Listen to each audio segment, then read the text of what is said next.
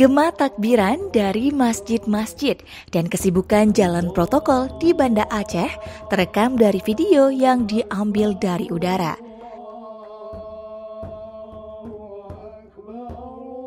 Momen ini kontras dengan kondisi malam hari raya 2 tahun berturut sebelumnya akibat pandemi COVID-19.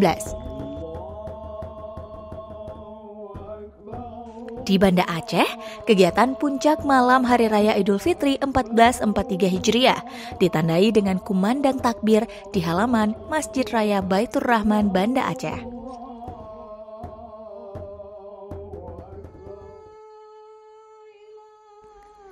Secara khusus, Gubernur Aceh Nova Iriansyah menabuh beduk sekaligus menandai pembukaan Festival Takbir Hari Raya Idul Fitri 1443 Hijriah yang diikuti berbagai kelompok perwakilan masyarakat.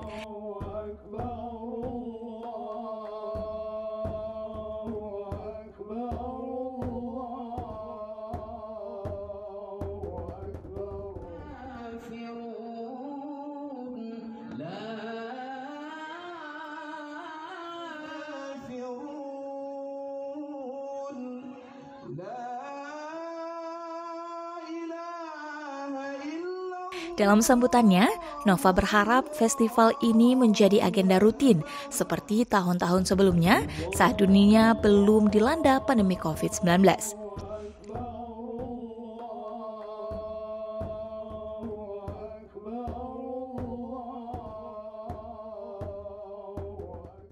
Bapak Ibu sekalian, di sisi lain kita tentu juga bergembira karena menyambut dan merayakan kemenangan, merayakan Hari Raya Idul Fitri.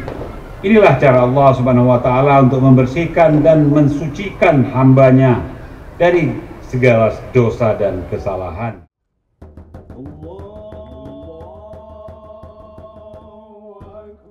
Sementara itu, kepadatan lalu lintas di Banda Aceh saat malam Hari Raya terpantau di sejumlah titik, mulai di kawasan Simpang 5, Jembatan Pantipira, kawasan Penayung, serta di depan Masjid Raya Baitur Rahman Banda Aceh.